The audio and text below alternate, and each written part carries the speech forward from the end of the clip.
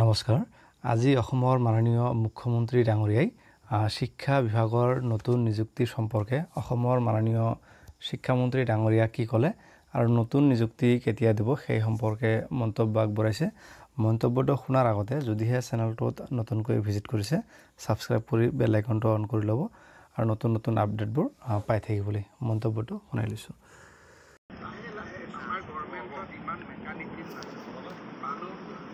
Director থাকে এজনে সেক্ৰেটাৰীহে মানুহৰ দৰে কাম কৰিব পাৰিব, অতি মানৱৰ দৰে নোৱাৰে।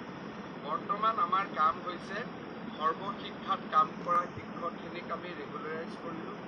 এতিয়া হাইস্কুলত কাম কৰা অতিৰিক্ত শিক্ষকসকলক আমি ৰেগুলাৰাইজ কৰিলোঁ। এই দুটা কাম হোৱাৰ পিছতহে আমি নতুন নিযুক্তিত চকু দিম।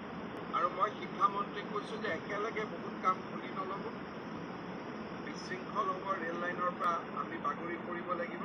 গতিকে এটাৰ পিছত এটাকৈ কৰি যাওক, কোনো জল্দা জল্দি